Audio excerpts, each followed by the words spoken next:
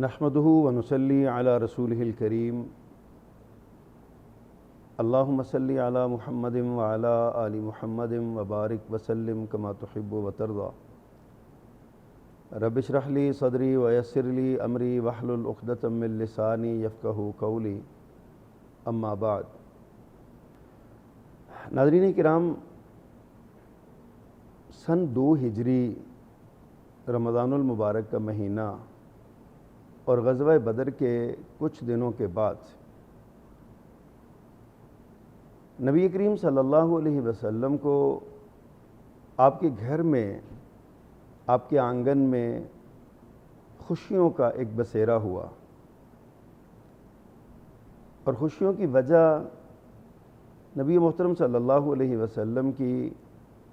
سب سے چھوٹی اور لاڈلی بیٹی سیدہ فاطمہ رضی اللہ تعالی عنہا کا نکاح کا پروگرام اور تقریب نکاح ہوئی آپ کے گھر میں۔ آج کی اس نشست میں اور آج کی اس مجلس میں امت کے نوجوانوں کے لیے، بالخصوص بیٹیوں کے لیے، ایک بہترین جوڑا کے عنوان سے چند گزارشات پیش کرنا چاہتا ہوں۔ آج ہمارے گھروں میں جو بے چینی ہے، بے قراری ہے، خواہشات ہیں بے لگام ہو چکی، آرزوئیں اور تمنائیں ہیں جن کی کوئی حد نہیں رہ گئی، جب وہ پوری نہیں ہوتی، شادی سے پہلے عجیب قسم کے خواب دیکھے ہوتے ہیں، ناولز پڑھ پڑھ کے، ڈائجسٹ پڑھ پڑھ کے، ٹی وی چینلز کے ڈرامے دیکھ دیکھ کے، تو بچوں اور بچیوں کے دلوں میں ایک عجیب طرح کا ایک وہ بن جاتا ہے، تصور بن جاتا ہے، کانسیپٹ بن جاتا ہے کہ شادی کے بعد جو ہے نا وہ مجھے یہ بھی ملے گا، یہ بھی ملے گا، ایسا بھی ہوگا، ایسا بھی ہوگا۔ پھر جب وہ شادی کے بعد اپنے گھروں میں جاتی ہیں اور بچے جب اپنی دلہنوں کو لے کے آتے ہیں تو گھروں میں ظاہر ہے وہی کچھ ہوتا ہے جو پہلے موجود تھا۔ وہ خواہشات جب پوری نہیں ہوتی تو پھر بے چینی اور بے قراری بڑھتی ہے، ڈپریشن بڑھتی ہے، ہمارے بچے چھوٹی عمر میں نیند کی گولیاں لینے لگتے ہیں، اور گھروں میں پھر لڑائی جھگڑی اور خواہ مخواہ کی پریشانی وہ پیدا ہو جاتی ہے۔ اس سلسلے میں ہمیں رسول اللہ صلی اللہ علیہ وسلم کا اسوہ اور آپ کے اصحاب کا اسوہ ہمارے لیے رول ماڈل ہے، بالخصوص سیدہ فاطمہ رضی اللہ تعالی عنہا، جو پیارے پیغمبر صلی اللہ علیہ وسلم کی سب سے لاڈلی، سب سے پیاری اور سب سے راج دراری بٹیا تھی اللہ کے رسول صلی اللہ علیہ وسلم کی۔ آپ جانتے ہیں کہ پیارے پیغمبر صلی اللہ علیہ وسلم کو اللہ نے 4 بیٹیوں سے نوازا تھا اور 3 بیٹے اللہ نے آپ کو عطا فرمائے۔ 4 بیٹیاں اور 2 بیٹے سیدہ خدیجۃ الکبریٰ رضی اللہ تعالی عنہا کے بطن سے تھیں، اور 1 بیٹا سیدہ ماریہ قبطیہ کے بطن سے تھا۔ بیٹے تینوں ہی بچپن میں ہی فوت ہو گئے، اور بیٹیاں ماشاءاللہ جوان بھی ہوئیں، ان کی شادیاں بھی ہوئیں، انہوں نے اپنے گھر بار بھی وسائے اور اپنے گھروں میں رہیں۔ آپ کی سب سے بڑی اور سب سے پہلی بیٹی سیدہ زینب رضی اللہ تعالی عنہا تھیں۔ ان کا نکاح سیدنا ابو العاص بن ربیع رضی اللہ تعالیٰ عنہ سے ہوا، اور اللہ کے رسول صلی اللہ علیہ وسلم نے فرمایا کہ بہترین داماد ہے ابو العاص، یعنی اتنی وفا کی اللہ کے رسول صلی اللہ علیہ وسلم سے، آپ کی بیٹی سے، تو اللہ کے رسول خوش ہو گئے۔ اس کے بعد آپ کی دوسری بیٹی سیدہ رقیہ رضی اللہ تعالی عنہ تھی، ان کا نکاح سیدنا عثمان بن عفان، عثمان غنی رضی اللہ تعالیٰ عنہ سے ہوا۔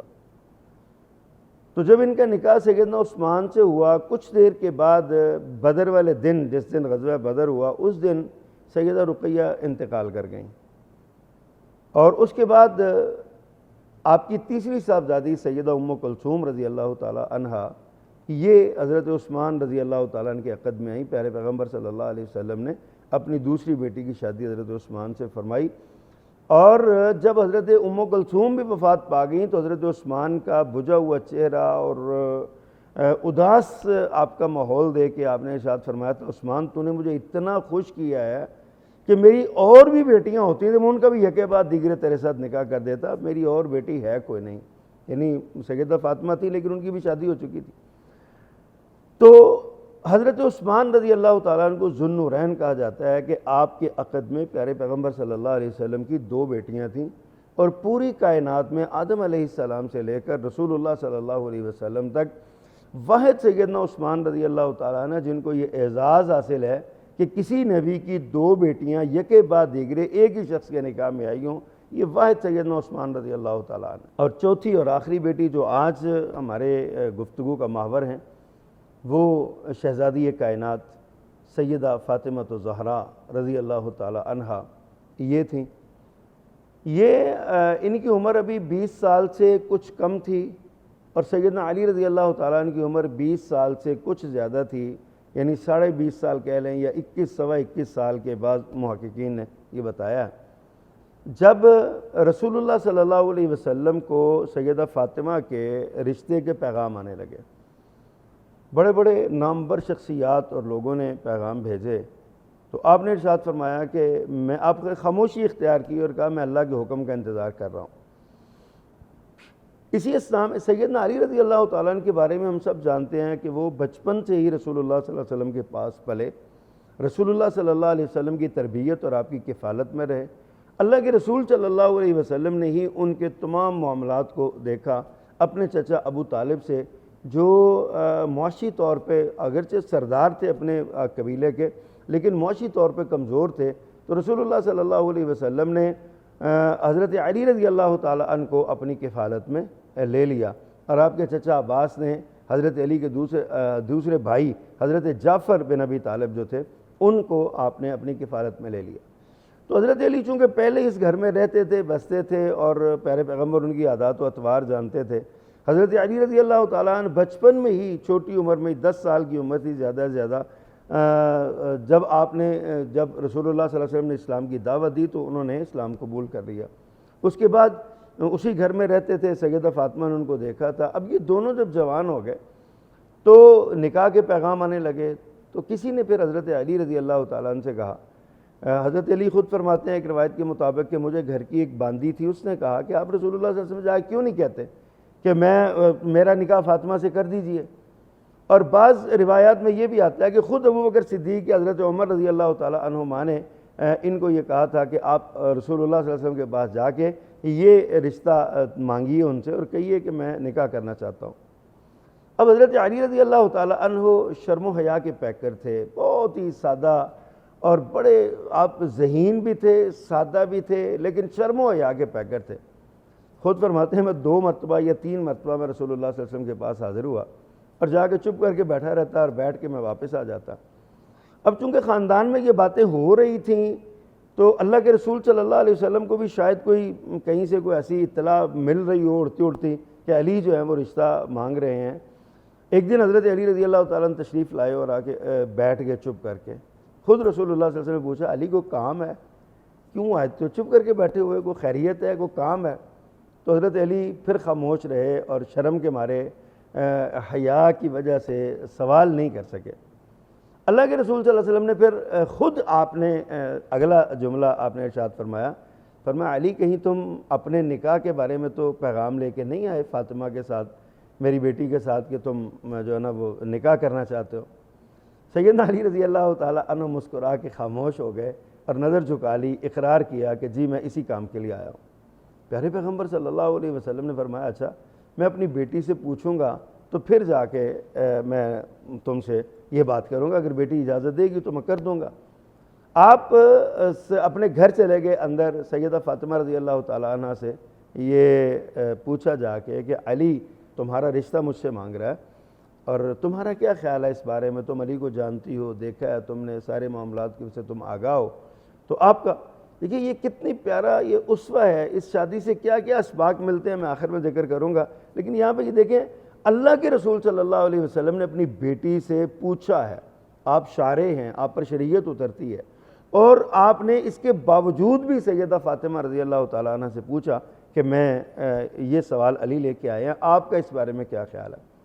سیدہ فاطمہ رضی اللہ تعالیٰ عنہ بھی شرم و حیا کی پیکر تھیں۔ آپ نے ایک ہی جملہ کہا، نظریں جھکائیں اور کہا میں اللہ اور اس کے رسول کے فیصلے پر راضی ہوں، جو میرے بارے میں اللہ اور اس کا رسول فیصلہ کرے گا میں اس پر راضی ہوں، مجھے کوئی اعتراض نہیں ہے۔ تو اللہ کے رسول صلی اللہ علیہ وسلم آپ تشریف لائے باہر اور آپ نے جو ہے نا وہ حضرت علی کو پیغام دیا، ان کو جواب دیا کہ تمہارا رشتہ قبول ہو گیا ہے، اب بتاؤ تمہارے پاس کیا ہے، کیا تمہارے پاس تو گھر بھی نہیں ہے اور کوئی مالی استطاعت بھی اتنی زیادہ نہیں ہے، تو شادی تمہاری میں کر رہا ہوں اپنی بیٹی کے ساتھ، تمہارے پاس کیا ہے؟ اللہ اکبر کبیرہ۔ حضرات دیکھیے، وہ سیدنا علی رضی اللہ تعالیٰ عنہ پیارے پیغمبر صلی اللہ علیہ وسلم کی کفالت میں رہنے والے،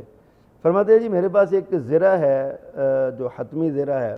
خود رسول اللہ صلی اللہ علیہ وسلم نے بھی فرمایا تھا کہ آپ حضرت علی، جب مختلف روایات ہیں، حضرت علی رضی اللہ تعالیٰ عنہ سے آپ نے پوچھا کہ آپ کے پاس کیا ہے، انہوں نے کہا میرے پاس تو کچھ بھی نہیں ہے، تو آپ نے فرمایا تھا ہمارے پاس حتمی زرہ ہے تو صحیح، وہ کدھر ہے، وہ کتنے کی ہے، اس کا پتہ کرو۔ تو حضرت علی رضی اللہ تعالیٰ عنہ نے یہ ارشاد فرمایا کہ دوسری روایت کے مطابق فرمایا میرے پاس ایک حتمی زرہ ہے اور پیالہ ہے پانی کا اور اس طرح کی ایک چادر ہے، کچھ بھی نہیں ہے۔ تو آپ نے فرمایا وہ حتمی زرہ لاؤ اور اس کو بیچ کے آؤ، جا کے اس کے جتنے پیسے ملیں وہ لا کے مجھے دو، پھر اس کا کچھ کرتے ہیں۔ اب سیدنا علی رضی اللہ تعالیٰ عنہ نے پورے مدینے میں وہ گاہک ڈھونڈا کہ میں کس کو یہ زرہ بیچوں اور کون اس کا گاہک ہوگا جو اس کے اچھے پیسے دے گا۔ حضرت ابوبکر صدیق یا حضرت عمر یا دیگر صحابہ میں سے کسی سے مشورہ کیا رضی اللہ عنہم، انہوں نے کہا اس کا مول سب سے زیادہ، اس کا مول اور قیمت اس کی دے سکتا ہے تو اس مدینے کا سخی عثمان دے سکتا ہے، اور عثمان آپ کا حمزہ بھی بننے جا رہا ہے، تو آپ عثمان کے پاس جائیں۔ سیدنا علی رضی اللہ تعالیٰ عنہ وہ زرہ لے کے حضرت عثمان کے دروازے پہ گئے، دروازہ کھٹکھٹایا، سیدنا عثمان باہر تشریف لائے، تو پوچھا علی میرے دروازے پہ خیریت ہے، کیسے آنا ہوا؟ اہلاً سہلاً مرحبا۔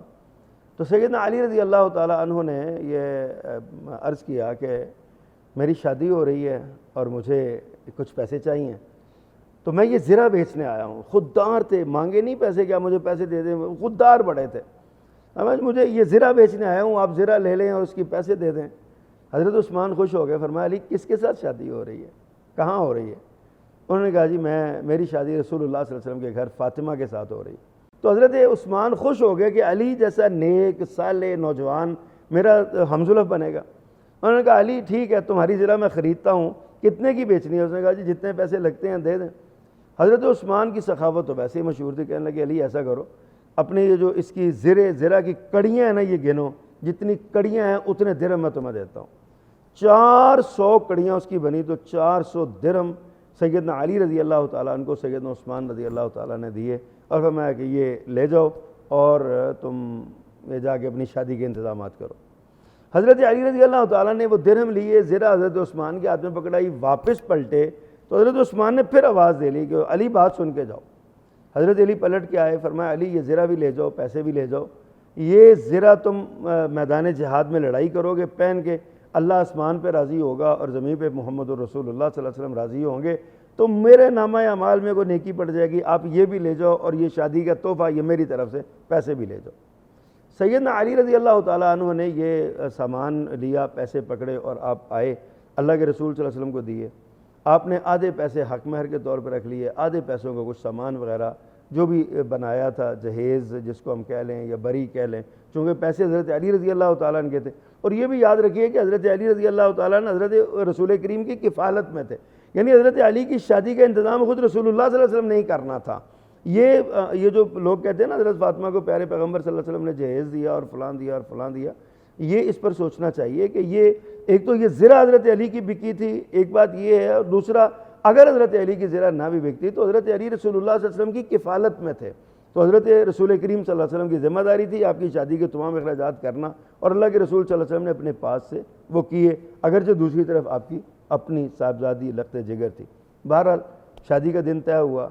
آپ نے فرمایا ابو بکر کو بھی بلا لو، عمر کو بھی بلا لو، فلاں فلاں فلاں، آپ نے چند صحابہ کرام کے نام لیے کہ یہ باراتی بن کے آئیں میرے دروازے پہ۔ آپ نے خطبہ نکاح پڑھا، اور ایک روایت میں آتا ہے کہ آپ نے خود حضرت علی سے کہا کہ اپنا خطبہ نکاح پڑھو۔ حضرت علی نے بڑے خوبصورت جملے بیان فرمائے اور وہ ایک خطبہ نکاح پڑھا، پھر رسول اللہ صلی اللہ علیہ وسلم نے خطبہ نکاح پڑھا، اور جو مقرر حق مہر تھا وہ مقرر کر کے آپ نے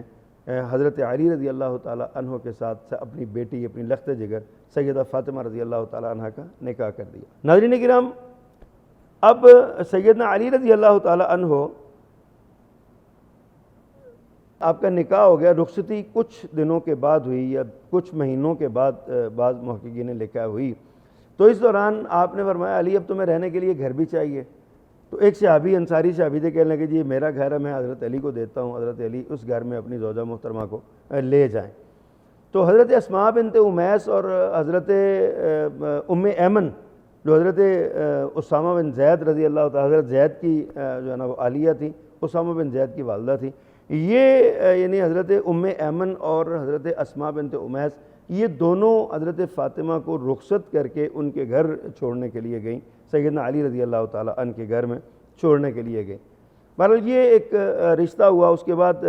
ایک مثالی جوڑا معاشرے کے اندر بنا۔ رسول اللہ صلی اللہ علیہ وسلم کو چونکہ سیدہ فاطمہ سے پیار بڑا تھا، آپ مدینے سے جب باہر جاتے یا مدینے سے جب واپس آتے مدینے میں، تو آپ مسجد میں جانے کے بعد 2 نفل پڑھنے کے بعد اپنے گھر جانے سے پہلے فاطمہ کے گھر، بیٹی کے گھر جاتے تھے۔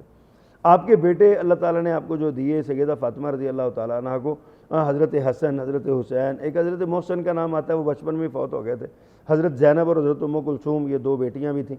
تو یہ سیدہ فاطمہ رضی اللہ تعالیٰ عنہ کی جو یعنی شادی ہوئی، اس کے بعد یہ ان کے سارے معاملات ہوئے۔ تو آپ اندازہ کریں کہ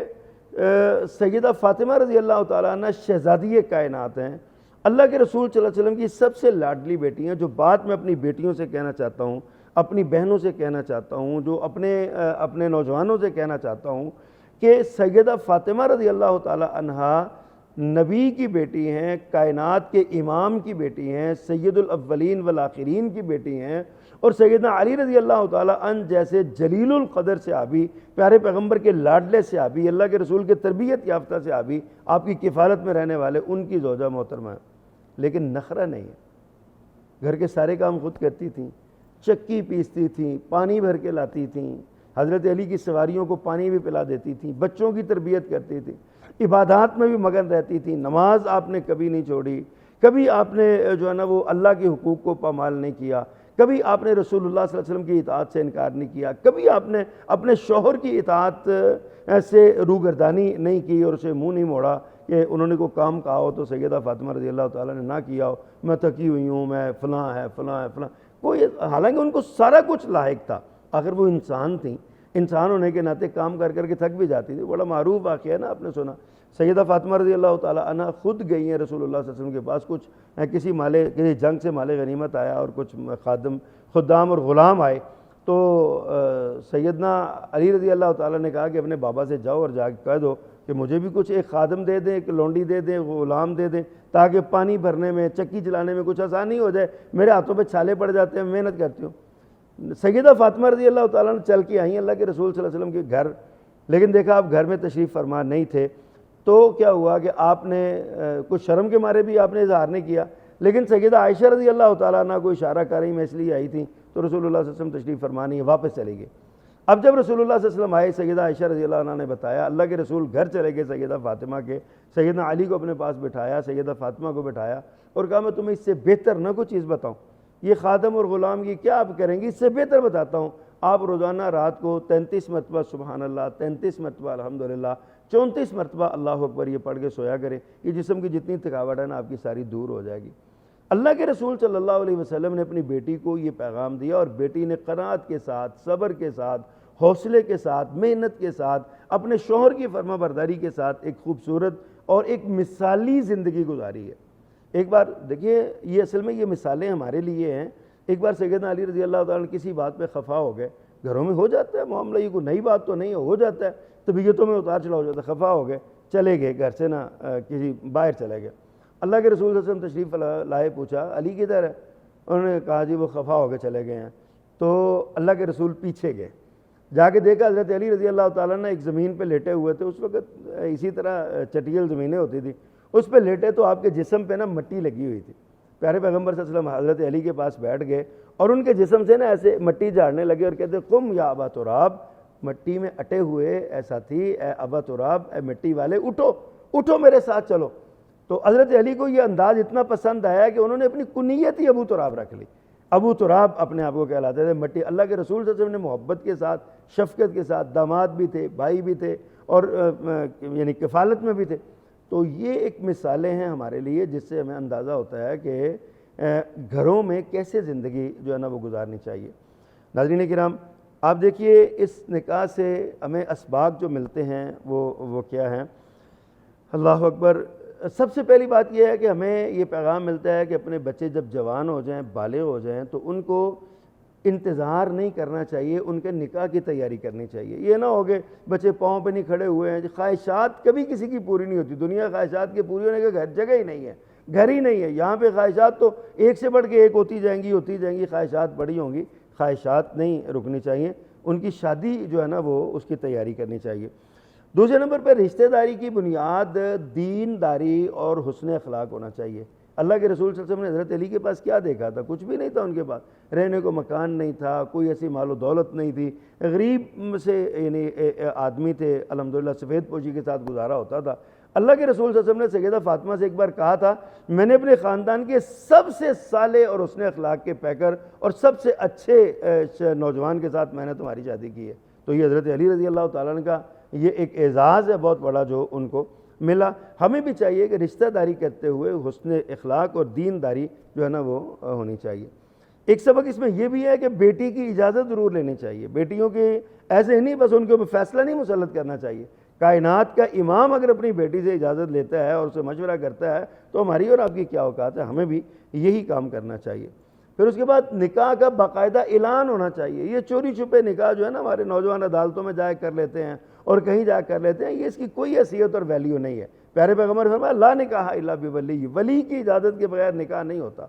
اور ولی کو بھی چاہیے کہ اس کا باقاعدہ لوگوں کو بتائے کہ میں جناب فلاں کا نکاح کرنے لگا ہوں، فلاں کے ساتھ میں اپنے بچی کا فلاں نوجوان کے ساتھ نکاح کرنے لگا ہوں، اعلان ہونا چاہیے۔ پھر یہ بھی سبق ہے کہ نئے جوڑے کی پرائیویسی کا خیال کرنا چاہیے، اس کو اول تو اس کے لیے گھر ہونا چاہیے، لیکن گھر نہیں ہے تو گھر میں کم از کم ایک کمرہ ان کے لیے ہونا چاہیے جہاں وہ آزادانہ زندگی ضرور گزار سکیں اور وہ اپنی مرضی کے ساتھ جو لمحات انہوں نے بتانے ہیں وہ اس میں گزار سکیں۔ اسی طرح یہ بھی سبق ملتا ہے کہ شادی کے بعد اپنی بیٹیوں کو بھول نہیں جانا چاہیے، بیٹیوں کے گھر جانا چاہیے۔ رسول اللہ صلی اللہ علیہ وسلم کی سنت ہے، آپ جاتے تھے گھر جاتے تھے، بیٹیوں کے گھروں میں جانا، ان کی ضروریات کا خیال رکھنا چاہیے اور ان کو جو ہے نا وہ کبھی ان کی ضرورت پوری کر دیں، کبھی ان کو قناعت کا درس دینا چاہیے جیسے رسول اللہ صلی اللہ علیہ وسلم نے کیا۔ اور آخری بات جو میں آج کے اس مجلس میں کہنا چاہتا ہوں یہ ہے کہ دونوں میاں بیوی جو ہیں ان کی ہم آہنگی کا بھی خیال ماں باپ کو رکھنا چاہیے۔ بیٹی کے باپ کو بالخصوص، بیٹی کی والدہ کو بالخصوص یہ نہیں ہونا چاہیے کہ ان کو سبق پڑھائیں کہ کھنچ کے رکھیں، ذرا اس کے کان کھینچ کے رکھنا، ہم تمہارے ساتھ ہیں۔ ان کو ہم آہنگی کا درس دینا چاہیے دونوں میاں بیوی کو۔ یہ جیسے سیدنا علی رضی اللہ تعالیٰ عنہ خفا ہو گئے تو حضرت رسول کریم خود گئے جا کے ان کو محبت کے ساتھ اٹھایا، جسم سے مٹی کو صاف کیا اور اٹھایا گھر لے آئے، بیٹی کو بھی سمجھایا، بیٹے کو بھی سمجھایا۔ یہ اسوہ ہے رسول اللہ صلی اللہ علیہ وسلم کا۔ یہ جوڑا بہترین جوڑا ہے جو رمضان المبارک میں، چونکہ ہمارے اس پروگرام کی جو سیریز ہے، اس سیریز کا عنوان ہی تاریخی رمضان کی تاریخی حیثیت ہے، تاریخ کے یعنی مختلف جھروکوں سے ہم رمضان کو دیکھنا